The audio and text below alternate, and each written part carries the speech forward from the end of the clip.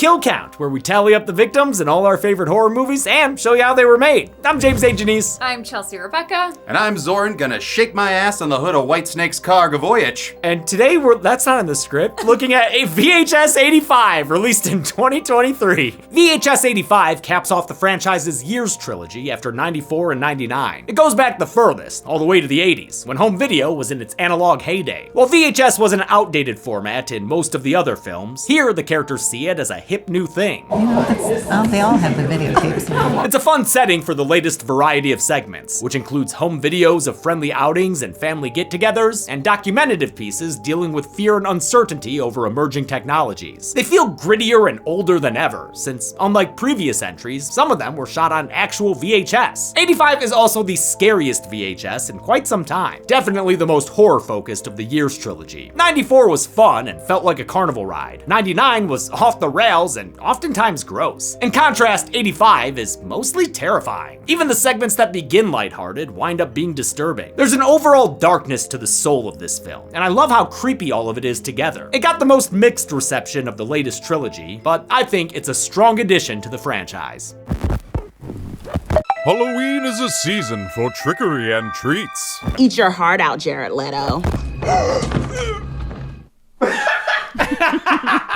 At first glance, a simple scientist, but look closer and you'll find a tragedy. It's a noble goal. After all, the right scent can not only boost confidence and attractiveness, but also help improve their moods and express themselves. I myself like to experiment with different approaches for my go-to woodsy scents for self-expression, like with Open Road by Drift, featuring cedarwood, black pepper, and tonka for a fresh, clean, and summery blend. Or People Are People by Christian Siriano, which blends creamy sandalwood, vanilla, and tuberose into a warm floral. Then there's the refined spice of Antica Farmacista's After Hours. Not to mention the perfect fall blend of Frustration by Eta Libre d'Orange. But how do I experiment with all these fragrances? Well, dear viewer, this is the tragedy. You see, our intrepid scientists' hard work is for naught, as there is already an easy and affordable way to experiment with scents. Today's sponsor, Scentbird. Scentbird sends a monthly supply of a new designer fragrance right to your door for just $17 a month. And not only does this plan let you regularly try new fragrances without having to buy large expensive bottles, it also gets you a better deal with vials that are often cheaper than the travel sizes you'll find at the store. And that's the story of our scientist's tragic failure.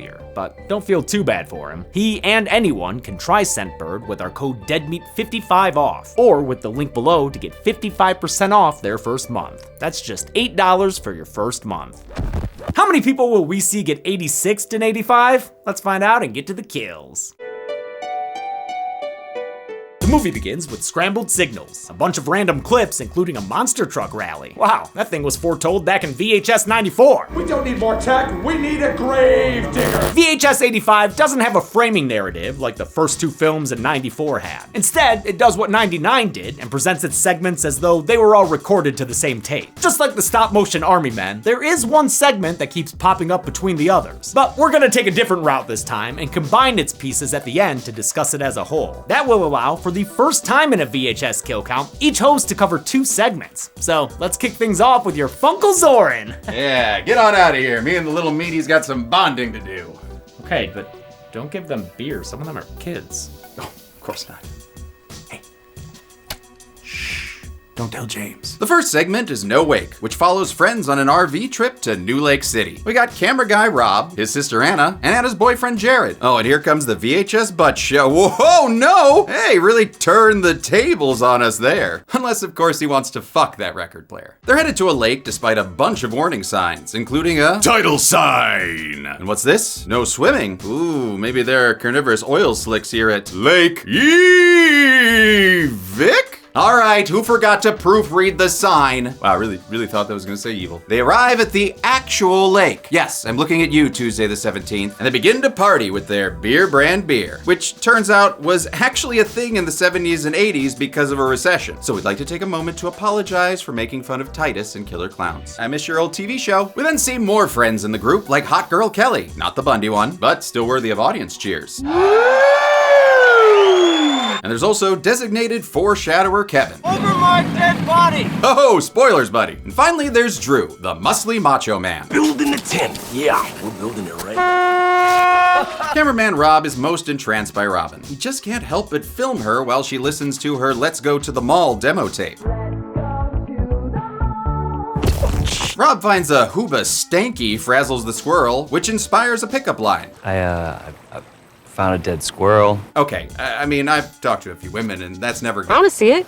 Never mind! It worked. Too bad that little conker has run off somewhere, presumably to play with some busty sunflowers. I do like how this segment kinda makes you mistrust Robin, the weird quiet girl, thinking she might be like Lily from Amateur Night, or Wendy from Tuesday the 17th. But spoiler alert, she's just a little camera shy. The crew hits the lake for water skiing on Kevin's boat. Anna and Jared stay behind for a little one-on-one time. Oh yeah, he's already pitching another kind of tent. His penis. It's a fun afternoon full of boozing and cruising in the great outdoors. And even introvert Robin wants to unleash her inner Aquamaniac after a couple of shots from the booze gun. Give me that gun. Whoa, okay. No need to demonetize us. She's just unsobering herself. Her turn is cut short when she suddenly collapses. When they come around to pick her up, Robin's a bobbin face down in a bay of blood.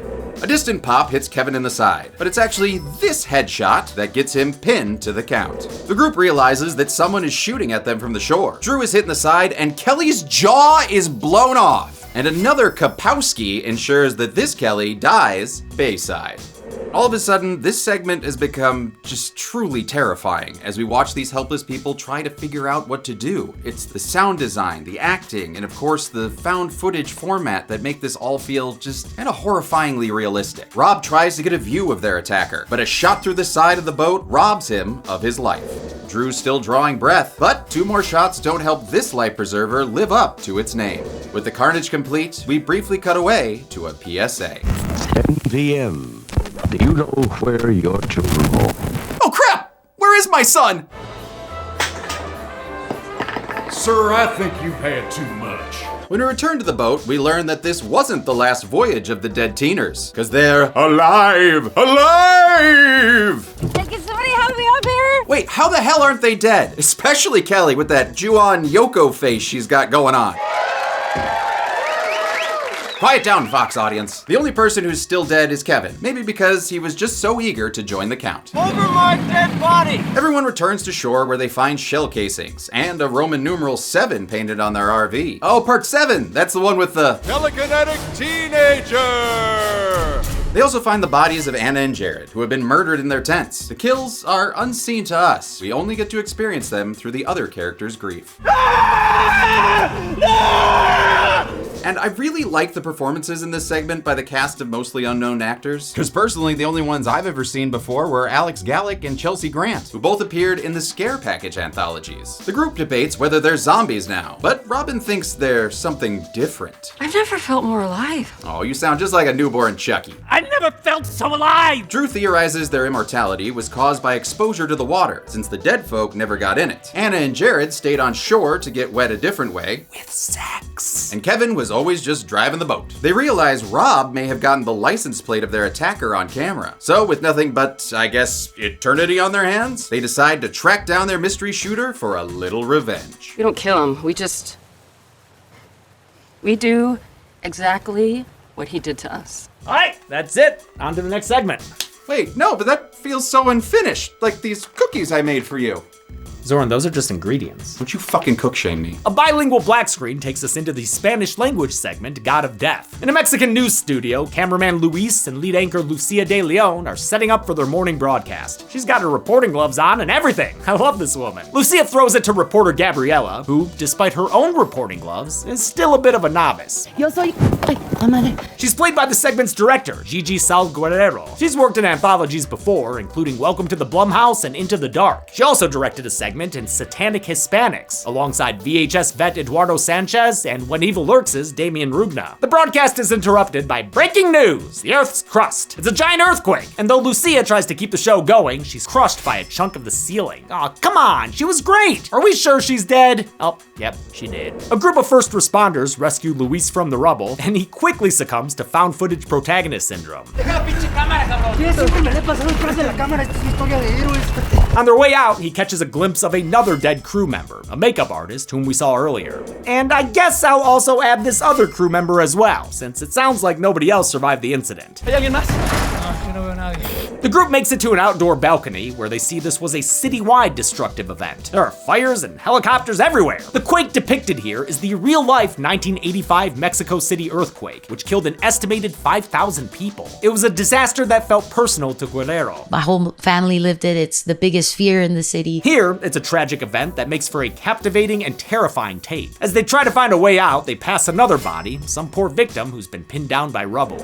Unfortunately, the same thing has happened to their exit. An aftershock knocks the blue screen into him and takes down the group's leader, Javier. He winds up impaled on some rebar and realizes he can't be saved, so he begs his team to mercy kill him. His co-worker Carla steps up to the plate, but lacking firearms, she has to resort to half-lifing him with a crowbar. Holy shit! Talk about a rough day at the office. The team pushes forward through an air duct, with Luis still filming?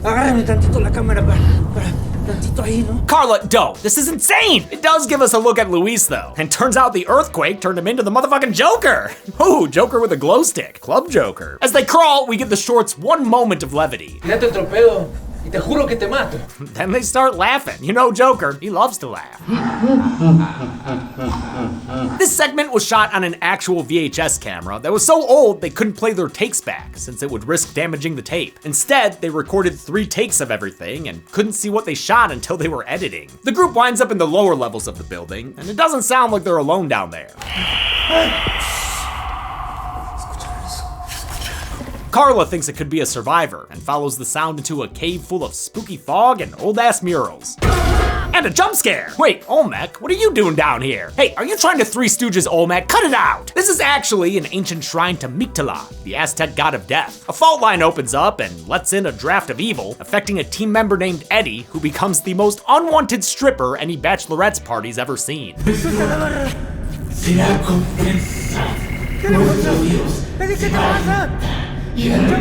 This segment just turned into Evil Dead meets The Descent. Eddie attacks a guy named Miguel with a blow to the throat, killing him. Mictlan himself then appears behind Eddie and forces him to rip out his own heart. Mictlan, you don't want to go and eat a snack like that. Carla flees through a nearby crevice, but Luis isn't able to squeeze through, probably because of the clunky-ass camera. Mictlan gets all up in his face, but throws him down without killing him. That honor is given to a freshly cleaned Carla, who's now succumbed to the god's influence. She stabs Luis with a crowbar before removing his heart for its big close-up. Then she strips down naked, and presents her holy body and Luis's heart as an offering to Mictlan. Damn, must be good to be a god. You got naked chicks bringing you hearts on demand. Carla praises his name as the building collapses and buries her in the rubble. The segment ends with footage of the earthquake's aftermath, and Gabriella calling it a day to be remembered. Still not sure why that chick got naked, though. Was it because she was under Mictlan's spell? You don't need an excuse like that to take your clothes off. All right, we're good. They don't get to see your nipples for free. James is naked over here. The program takes a commercial break before its next segment, Techn God, or Techn God, produced by X Productions. It was written and directed by Natasha Kermani, who previously directed Lucky, written by and starring Bria Grant. Kermani developed the story with writer Zoe Cooper, who also did Ozzy's Dungeon for VHS 99. Techn God is a recording of the last performance of a one-woman show. We've got cameras looking towards the stage, towards the audience, a handheld one, even a security cam feed. This is incredible coverage for a black box theater. The artist on stage is Ada Lovelace, presumably named after the famous mathematician, who was also Lord Byron's daughter and just generally part of that weird era of geniuses who would die if you coughed on them too hard. Anyway, let's see what her show's all about.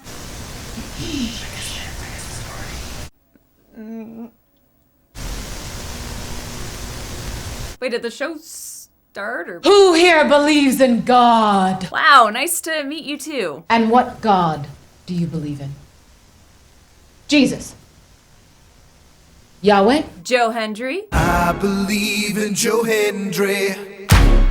Ada Ada's show is about how God is dead, killed by modern technology like computers and robots. I know a lot of people didn't like this segment, but it rings so true to the weird and wacky world of performance art. Writer Zoe Cooper was raised in black box theaters in Atlanta, while Kermani's mother was a performance artist in New York under the stage name Ella Dredd. We watched a lot of actually my mom's old archival videos of her performances. You know, she's like getting naked on stage. You're like, there's my mom. Her mom even talked to actress Siobhan Michelle to inform her character. Personally, the segment reminds me of performance artists like Laurie Anderson, who's probably best known for her song Oh Superman. And just like in that song, Ada says modern technology has created a new god. A god of technology! To prove it, she puts on a video of a Steve Wozniak-looking fellow showing off his latest inventions. First is a Techn glove used for virtual reality. It allows the wearer to physically exist in a digital world with digital style. But that's only the beginning. I call this little guy here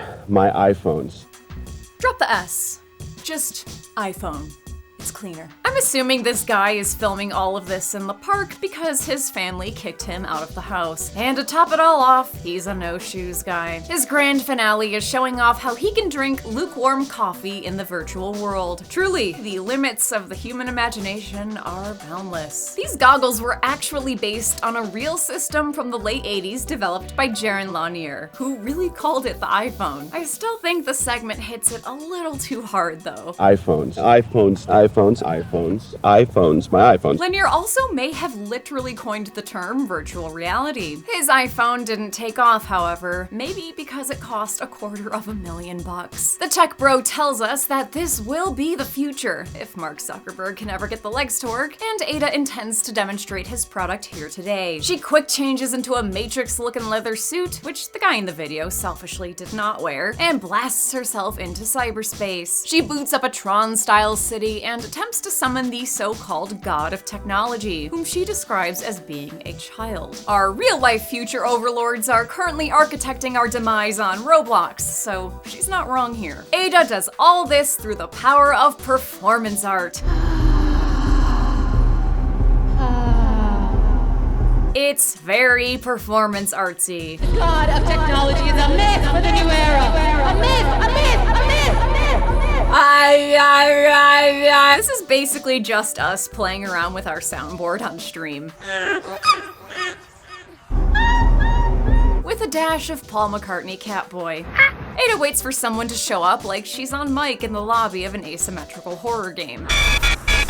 Finally, someone, or something, does. After the Loop Group performers finish wondering what's happening, Ada puts on her helmet to check it out. Things get too scary pretty quickly, but she isn't able to remove the helmet. This is Subject 99 all over again. She's trapped inside the digital world when the digital demon spawns in. It starts attacking her, knocking her around and sending her flying in the real world. The audience is finally invested because everybody knows that if you die in the game, you die in real life. If you die in the game, you die in real life. I think that phrase has outlived the movie. It absolutely has. I did not even realize that that was from this movie. The Dead Meat Podcast. It's educational. The demon continues its attack, flaying Ada's leg down to the gristle. It rips off her other limb, spraying the audience with blood. This poor woman here doesn't even put down her drink, and she's sitting right in the splash zone. Ada collapses from her injuries, and when the cameraman goes to check on her, the top of her head has been burned right off, left her looking like a SpongeBob Halloween special.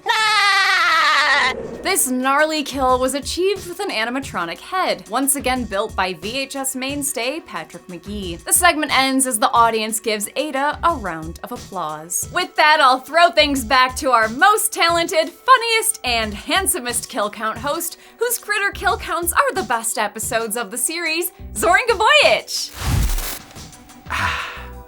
I could get used to this VR thing. The next segment, Ambrosia, is a home video of the Wrigley family, who are throwing a party for their teenage daughter, Ruth. This shindig's got all your usual suspects. Goofy uncles, drunk aunts, workaholics, and creepy cousins who look like they should work at Dunder Mifflin. This is my cousin, James. Hey, that's my name! Get out of here, loser! I'm not a loser! Being a complete loser. Aww. James becomes our cam op as the party continues, giving us a great look at the period styling of this segment. Seriously, I'm impressed with the outfits, the hair, and all the attention to era detail. Even the titular Ambrosia salad, an 80s staple made from pineapple, mandarin oranges, mini marshmallows, and mayonnaise. It's fucking gross. The party seems innocent, even when a neighborhood kid comes up and shoots Ruth. But don't worry, it's just a squirt gun. Wait, does that seem familiar to anyone else? Where'd you get that? The lady in the RV. That's weird. Squirt gun delivery RV usually only comes on Sunday. After the neighbors leave, the gathering takes a darker tone. To the 7. May we continue this practice for years to come. The 7? Whoa, whoa, whoa, do all these people work for Vought? Oh, no, the Wrigleys are actually just a family of culty killers who have a strange rite of passage, murdering 7 strangers. Their tradition goes back a long time, passed down from generation to generation. Grandpa Art, you were the surgeon with a sickle back in the day. Hey, Auntie Susan, your arsenic brownies, a classic. Since Ruth is a young Gen Xer, she's hip, she's with it, and has a videotape with her killing spree. Oh, they all have the videotapes. Her victims are none other than Rob and his friends from No Wake? Oh yeah, turns out Ruth was the mystery lake shooter, and the symbol they found painted on their RV was the Wrigley family logo, which was cleverly seen earlier grabbing a Carrie Bradshaw special. What was horrifying for the kids to experience, and for us to watch from their perspective, now becomes as blasé as watching a family member's vacation slideshow. Is that your dad's 30-06? These interconnected segments, the first of their kind in VHS, were written, directed, and edited by Mike P. Nelson, who previously did the 2021 Wrong Turn. He had the idea for the segments written out on his computer for years, but was told it was probably too weird to ever get made. Not too weird for VHS, baby! Hey, if Dante the Great can make it, you can too. They were shot in Nelson's home state of Minnesota, using local cast and crew, and were made to replicate the style of his own home videos. Like a lot of long pans of just the environment and people not so much stopping on one person, but just getting the overall effect as though you're taking one long panoramic photograph. Mm-hmm. And you're just kind of like, okay. The family cozies up to watch Ruth gun down Anna and Jared, but we're not double counting any of these kills, no matter how intense they are. The viewing party is interrupted when they hear police arrive outside. Oh, holy hell. No, that segment was in VHS 94, silly. The family's crimes have finally caught up with them, something they've anticipated. More guns on the couch. Now that's what I call a killer sofa, unlike this garbage movie. That is a recliner! Everybody arms up while Mama Wrigley gives her little baby Ruth one last piece of advice. Don't let them take you alive, and do not disgrace the family name. Yeah, the whole murder cult thing would probably affect Juicy Fruit sales. These Wrigleys refuse to raise the L flag and go full Waco on the cops outside. Even Aunt Susan gets in on it. What's the brownie, bitch? Oh, no thanks, I'm watching my figure. Okay, I'll have one. Cousin James flees into the bedroom with Ruth, and while it's hard to tell what's happening outside, he's able to capture Mama getting Wrigley thanks to some bullets. Ruth Bader Gunsberg is locked and loaded, but James wants to make a run for it. Oh, that ain't how the Wrigleys roll though. So Ruth shoots her cousin, Dwight, between the eyes, causing the camera to fall to the ground. It captures Ruth's last stand as the cops break in and gun her down. A little bit later, she proves this Wrigley's death has long-lasting freshness and just gets right back to killing. Boy, she sure loves killing. Just can't wait to kill again. Not even a shot through the head can put her down now, thanks to the water she was spritzed with from that squirt gun. Same squirt gun Rob and his friends used as a vodka vessel. Flashbacks, or rather footage that hasn't been recorded over yet, show Robin filling it up with lake water to fulfill her promise. We don't kill him, we do exactly what he did to us. Because of that, Ruth has become immortal like them, and instead of being killed, she's captured by the police, bringing ultimate disgrace to her family. Well, and now that I've got closure, it's back to you, James. Thank you. What are you up to? Oh, I've got a date with the hottest girl at Slasher High. Oh, thank you. Is that Carrie from Social Mediasticist? Wait, aren't you married? Static takes us into Dream Kill, which begins with the grainiest footage you've seen since the unrated My Bloody Valentine. A night ride through the suburbs of Aurora, Colorado ends with a first-person intruder breaking into a house. They arm themselves with an electric carver, as the silent video is paired with the audio of a 911 call. He's coming up the stairs. I think he's on the stairs somewhere. my god! It's genuinely disturbing, especially when the intruder finds the caller and slits her eye open like he were Luis Buñuel. Later, forensic videographer Bobby and Detective Wayne investigate the bloody crime scene. It's exactly as we saw it go down in the grainy tape. The only thing is, that tape was mailed to the police department last week, and this murder just happened a few hours ago. I saw this murder. Jesus Christ, that tape is real. Somehow, the murder was filmed before it ever happened. It's fucking impossible. And a really cool premise. Dreamkill was directed by Scott Derrickson, who co-wrote it with frequent collaborator C. Robert Cargill. They're the guys behind The Black Phone and both Sinister films, all of which feature Bobby's actor James Ransone. He's the most high-profile actor we've seen in a VHS segment, and while that takes away from the realism a bit, I'll forgive it, since I think the segment's cool. After an eye-popping interruption, yeah, I'm talking to you, we thump into our second tape of the segment. It sees the intruder breaking into another home while distorted dialogue plays. It's pretty hard to understand. Wait, did it say hamburger lady? Yeah, dude, it definitely said hamburger lady. Wonder if she's related to Cookie Woman. Cookie Woman! This time the owner goes on the offensive, so the killer has to beat him to the ground and chop off his fingers with a carver. Leaves behind a few Vienna finger sausages. The killer throws the guy into walls, over molding, and ultimately into a glass table. As the tape degrades, the killer starts flaying off the guy's flesh and force-feeding him Drano. Damn. Due to the action involved in this murder, it was filmed by a stuntman wearing a helmet camera. It was a stuntman doing stunts while filming another stuntman doing stunts. Just stunts all the way down. Once again, the cops discover the murder days after they receive the tape, putting the second victim on the count for reals. The cops decide to monitor the mailbox these tapes were dropped off at. When someone arrives to mail a third tape, he's quickly tackled and arrested. It turns out to be Bobby's teenage son, a goth goober named Gunther. No, not that one. This one is played by Dashiell Derrickson, Scott Derrickson's real-life son. This ain't his first found footage foray either. He appeared in VHS 99 in Shredding, which was directed by Scott's wife, Maggie Levin. Levin actually encouraged Derrickson to do a VHS segment. His other son Atticus did the score, though the music for the second murder was a track by Throbbing Gristle called Hamburger Lady. See, I fucking knew it! Gunther claims he isn't the killer and that he didn't record the tapes, at least not with a camera. They were made when he tried to record some late-night TV shows onto a VHS. That's why we've been catching glimpses of commercials between the grainy murders. When Gunther watched the tapes back, he saw the murderous footage we've been seeing, which he had already seen in his dreams. You're saying your video recorder started recording your dreams? Wayne is understandably skeptical, but Bobby admits that psychic abilities run in his family. My sister had it. It drove her so crazy that she...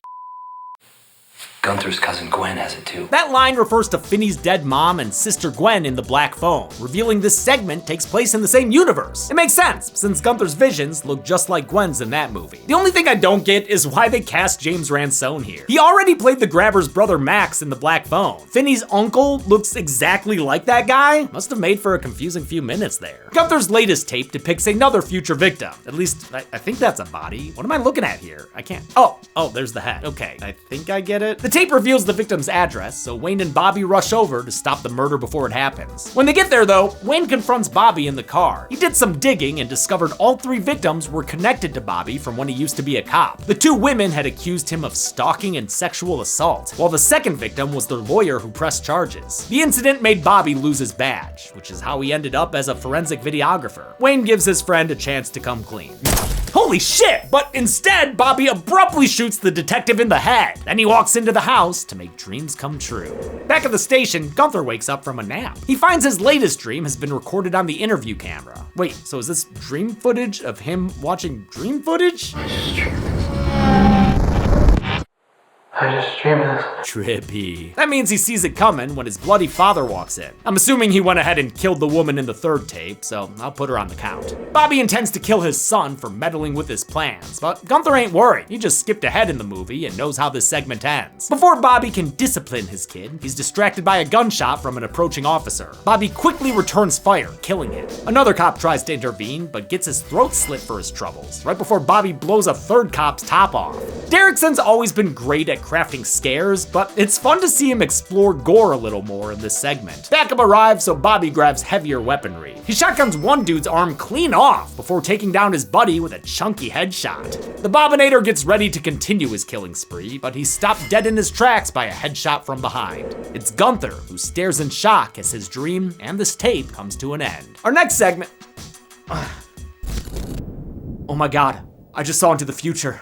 Why? What'd you see? Oh my god, I just saw into the future. Why? What'd you see? This! I saw this! I saw you walking in to do the next segment! So you can see like a minute into the future. Yeah, I guess that's not that cool. No. This movie began with a clip from Total Copy, an investigative show that may have been the first thing recorded onto this VHS tape. It reminds me of something a social studies teacher would play in class towards the end of the school year while they grade tests. It seems like all the other movie segments were recorded over it, which is why we've seen bits and pieces of the program between them. But since it's so good and it doesn't actually frame the other segments, we're gonna put all the pieces together and talk about it as a whole right now. This episode of Total Copy follows a research team at the fictional Stammer University. The team, led by Dr. Spratling, conducts a top-secret study on an entity they've nicknamed Rory. Sorry to this man, boy, thing, but I want to gag every time they show him. Rory is a shape-shifting being who was found atop a desert butte, because aliens like big buttes, and they cannot lie. Spratling believes he's sentient, but they have no way of communicating with him, so they decide to treat him like they would their own children, giving him turbocharged brain rot by sitting him down in front of the television. They haven't watched VHS tapes because, well, I mean, gotta stick to the theme. Total Copy was directed by franchise staple David Bruckner, who once again served as a producer alongside Radio Silence and Brad Miska. Bruckner was excited to get back to his roots and have a break from studio films. Honestly, it was like filmmaking therapy for me. It was like, I want to go back and do this again. And thankfully everyone let me. This is by far the best wraparound-like segment this series has ever had. The vibes are great. It feels like a show you found channel surfing late at night and watched through a haze of exhaustion. The segment was shot on a 40-year-old Magnavox camera that was literally disintegrating during production. They ended up physically damaging the tape in order to get the right effect. Those artifacts are all authentic, folks. After a while, the team has their first breakthrough. Rory starts imitating what he sees on TV, like a properly raised American child, all the while ingesting a visual diet of jazzercise and other low-impact sports. An interview conducted later with a protege of Spratling's reveals that something ended up going horribly wrong. Wow, no way, really? Dr. Sarah Grayson ended up leaving the project early after she had a bad feeling about Rory. Oh yeah? Him? This thing made you feel weird? She did have some solid reasoning. We treat other intelligent life horribly. Horribly. Why shouldn't we expect the same if it gets the upper hand? Spratling, on the other hand, is super jazzed about Rory's development, even throws him a birthday party. I get it, I got super attached to slugs I found in my backyard as a kid too. Rory continues to progress, eventually taking on the appearance of a team member named Gary. Gary is concerned. Want to see it again? Gary did not want to see it again. Oh, this one's writing the jokes itself. Wonder if it's because of that Danny McBride looking guy. What's troubling is that Gary has never been in the same room as Rory. That means our living slime tutorial has been watching them through the one-way glass. Dr. Grayson calls an emergency meeting to voice her concerns, but Spratling dismisses her as being a buzzkill. Despite the potential danger, he just thinks it's neat. After all, he can finally replace Gary. In the present, Grayson teases the fate of Spratling's entourage. He didn't deserve what happened to him, but he brought it on himself.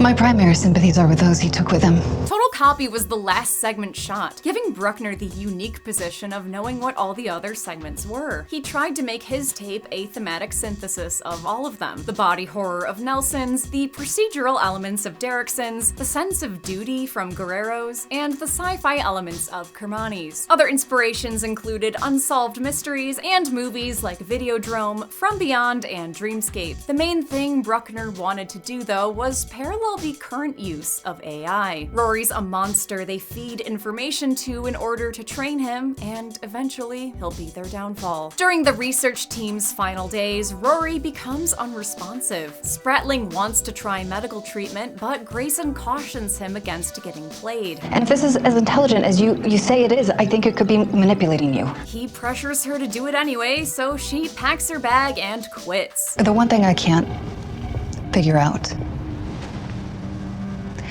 is why no one followed me. I don't know know, lady, there's like a bunch of TVs back there and some cheesy curls. You're asking a lot. What happens after her exit is violent and disturbing, and the Total Copy host says he's not gonna play a snuff tape on air. Pussy. Lucky for us, we've got the source tape, so it's time to get raw, baby.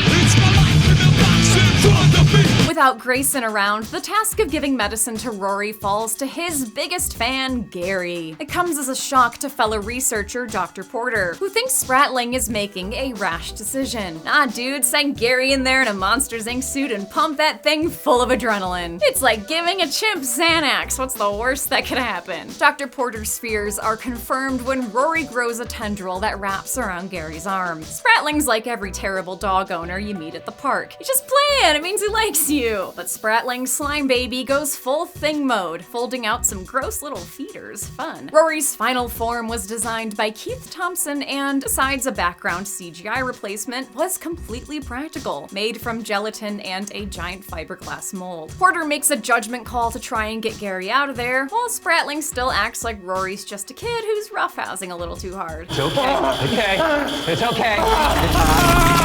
Eventually, even he cuts his losses. Fuck it, let him go! And Gary is yanked into the room for a messy off-screen death. That's not enough for Rory, though, who turns Porter into a wet stain on the wall. Spratling and an unnamed tech dude try to escape, but the facility security is just as good as keeping people in as it is at keeping people out.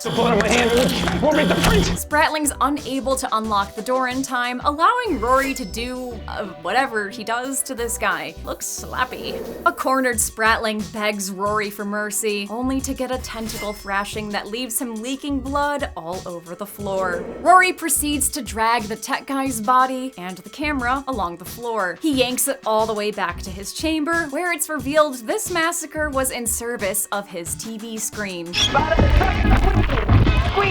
It's okay, he saw it on the television. It's the kind of killer workout that'll help you bulk up your title card. How many sorry VHSOBs got killed in the middle of the Reagan era? Let's find out and get to the— I found a Chelsea tape. So let's find out what it's like for you to face your own mortality.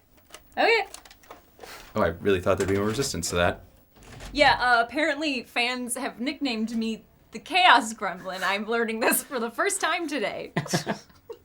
Hey, you ever figure out how you're still alive after last week's tape? Oh yeah, some kid squared me with a little water gun and now I'm immortal. Oh, cool.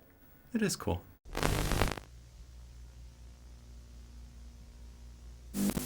Okay, rolling on camera test, making sure the new switcher is working. We got camera 1 to camera 2, there's Chels, over to camera 3, and back to 1. Hey, so since the press conference didn't go well, I'm gonna do this interview to try to clear up the whole Wonka situation. Are you sure you don't want to cancel the Spencer interview? You're just driving for like 15 hours. I'm sure you'd understand. No, I've got that recording session the next 2 days, so good luck with your interview. Thanks. Yeah. Fucking Wonka. Gressel, do we have an ETA on Spencer? Well, actually, I'm reading the news, and it says Ice Nine Kills frontman Spencer Charnas got hit by a car? Oh my god. Is he okay? Oh no, he's dead. Oh my god. What are we gonna do for the podcast? I could still do it.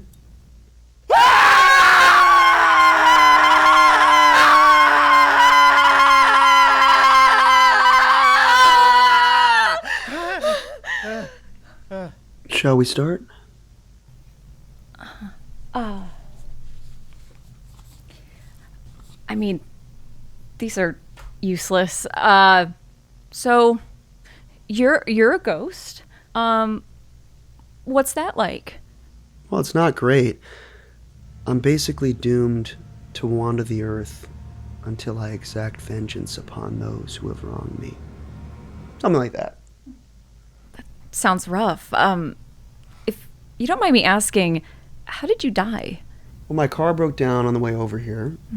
I tried to flag someone down, and then out of nowhere, this asshole swerves off the side of the road, hits me, and drives on, and lets me bleed out on the side of the road. Oh my god. They Stephen King'd you. They Stephen King'd me. They Stephen King'd me, and the worst part, Because I was sleepy when I died, and so I'm sleepy forever. That can't be fun for you. Mm-mm. I had enough of that when I was alive. Touring with the band, Silver Scream Con, doing video shoots to 4 o'clock in the goddamn morning. It's bad. Oh man, yeah, I can relate. I actually just got back from a shoot in Denver right before this. I drove like 15 hours just to make it here in time. Whoa, you must be exhausted. Mm-hmm. Yeah, and the worst part is, right as I was about to get home, I hit something. It was like a deer or a fox or A me? Oh crap. Oh crap is right. What? No. Yeah. Thanks for watching. Follow me on Instagram at Spencer Inc. And don't forget to watch the new Ice Nine Kills music video, a work of art, premiering on October 10th with Terrifier 3.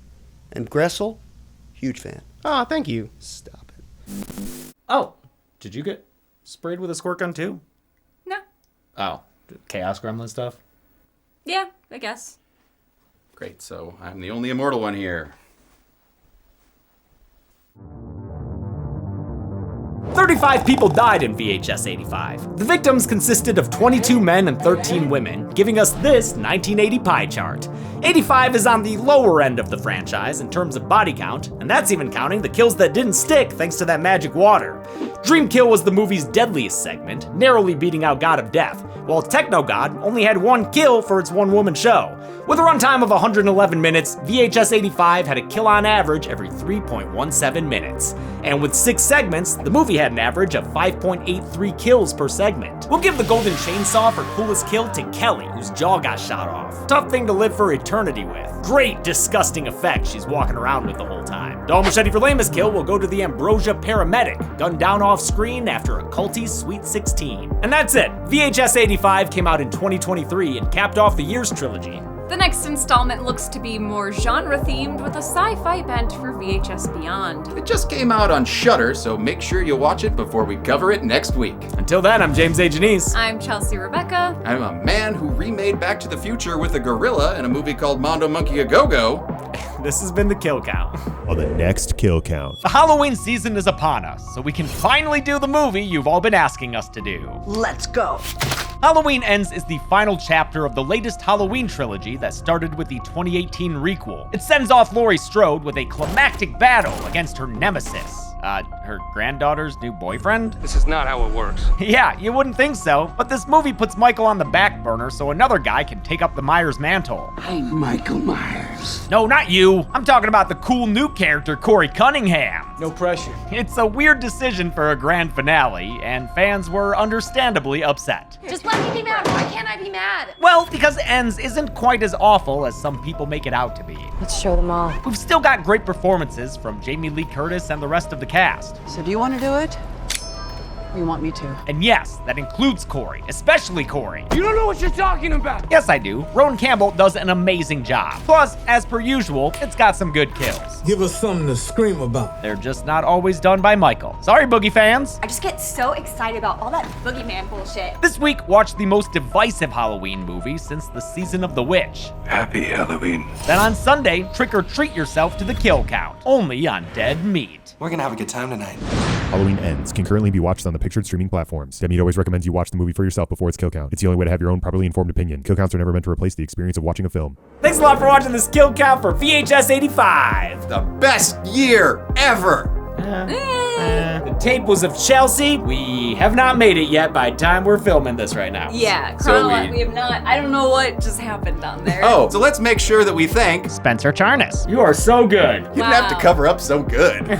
We can also talk about Chelsea. Yeah. No, I don't want to talk. Co-owner of Dead Meat, the other face of Dead Meat. There's also him, runner of the Dead Meat I have podcast. financial stake in this company. She has equity. I have equity. The creator of the Horror Royal Rumble characters, the co-host of the award show, the person who comes up, all the cool shit we do that isn't just the kill count that I do as my factory brain. Yeah. All the times we have to come up with something unique and creative and fun, that's all Chelsea. Whenever there's like a brand deal or like a cool opportunity for us, I'm like, I come up with that stuff. I'm like, I don't know, I may kill count. And is also the funniest person I've ever met. Fucking whatever.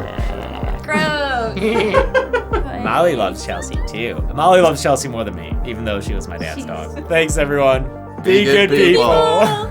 Thanks to Scentbird for sponsoring this video, and use code DEADMEAT55OFF for 55% off your first month.